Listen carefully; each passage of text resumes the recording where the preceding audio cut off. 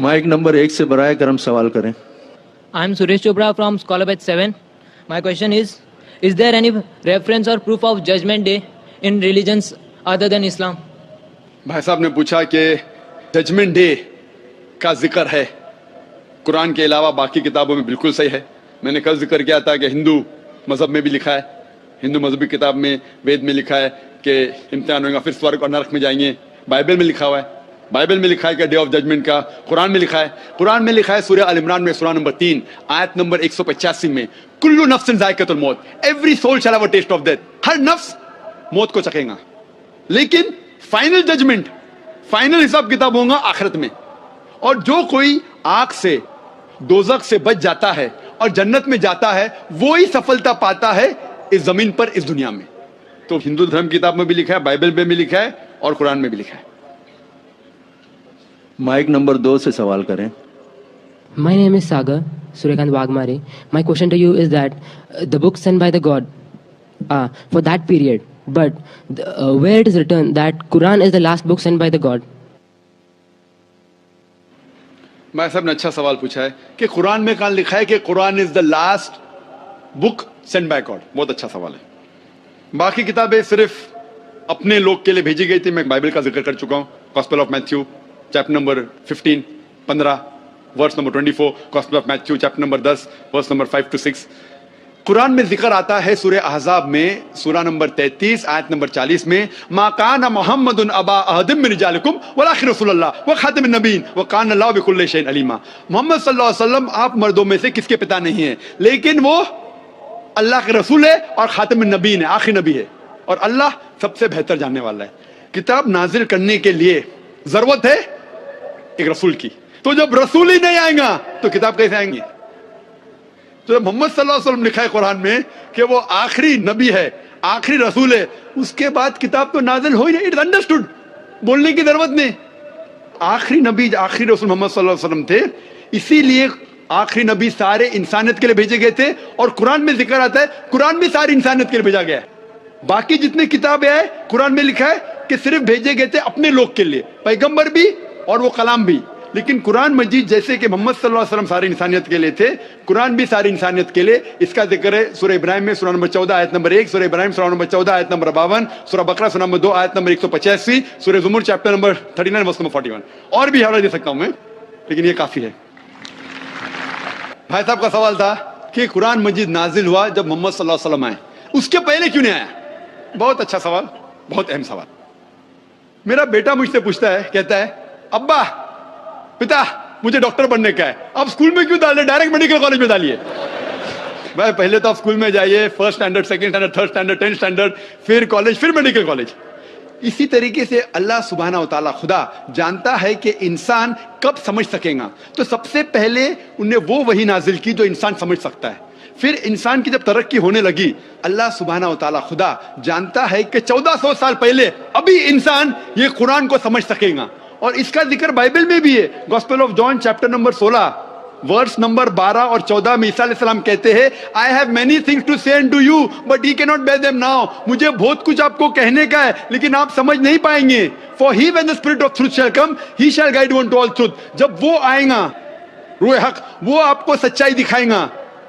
Bible में इसका जवाब है, क्योंकि उस वक्त 1400 साल के पहले इंसानियत इस कुरान को मुकम्मल तौर पर समझ नहीं पाती थी. इसीलिए जो अहम है, फंडामेंटल्स है, बुनियादी जो मैसेज है, पैगाम है, वो सारी किताबों में बुनियादी मैसेज क्या है? खुदा एक है, बुत परस्ती मत करो. उसके पहले शराब हराम कहां था कहां नहीं था, वो इतना अहम नहीं है. अहम है अल्लाह नाबुदा इल्लल्लाह, सिर्फ अल्लाह की इबादत करो, खुदा की इबादत करो. उसके बाद एक पैगंबर आने वाला है. बाकी किताबों में, वेद के अंदर, उपनिषद में, बाइबल में, old testament, new testament, Buddhist scripture, सारे किताबों में जो अहम मज़ाहिब के हैं उसमें लिखा हुआ है खुदा एक है, बुत परस्ती मत करो, मोहम्मद सल्लल्लाहु अलैहि वसल्लम आने वाला है. तो अल्लाह ताला जानता है इंसान के बारे में. जिस तरीके से मेरा बेटा जो 11 साल का है अभी मेडिकल कॉलेज नहीं जा सकता है, पहले फर्स्ट करो, second standard, third standard, 10th standard जाओ, 11th 12th, फिर मेडिकल कॉलेज. तो इसी तरीके से अल्लाह जो हमारा बनाने वाला, जो हमारा खालिक है, वो जानता है कब किस चीज इंसान समझ सकता है. तो 1400 साल पहले अल्लाह हमारा खुदा जान गया अभी सही मौका है. آخری کلام قرآن بھیجا, آخری پیغمبر محمد صلی اللہ علیہ وسلم. اس کے بعد کوئی بھی کلام نہیں آئے گا اللہ کی طرف سے, کوئی بھی وحی نہیں, کوئی بھی پیغمبر نہیں.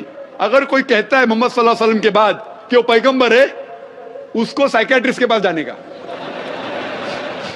اور یہ صرف قرآن میں نہیں لکھا ہے, آپ کی کتاب میں لکھا ہے. کل کیا اوتار انتم رشی ہے, بائبل میں لکھا ہے, بدھسٹ کتابوں میں لکھا ہے. تو اسی لیے جب وقت صحیح تھا, اللہ نے صحیح کتاب نازل کی اور آخری پیغمبر کو بھیجا.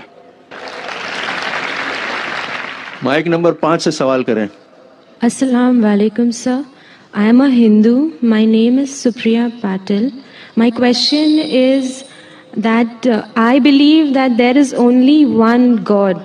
But as we have been brought up like from the childhood that we have to worship in front of the idols.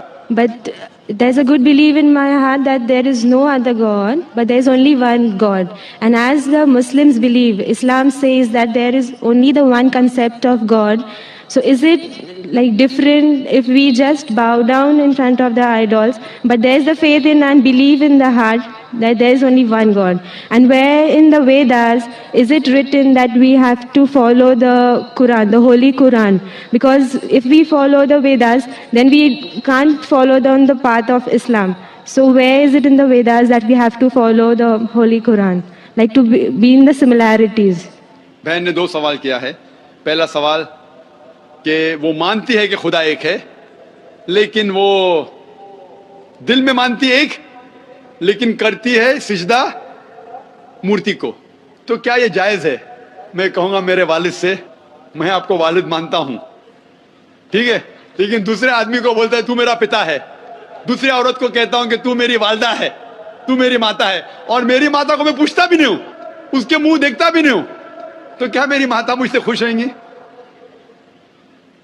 اگر آپ مانتے ایک خدا تو صحیح خدا کی عبادت کرو, صحیح خدا کو سجدہ کرو. غلط خدا کی عبادت کرنا شرک ہے.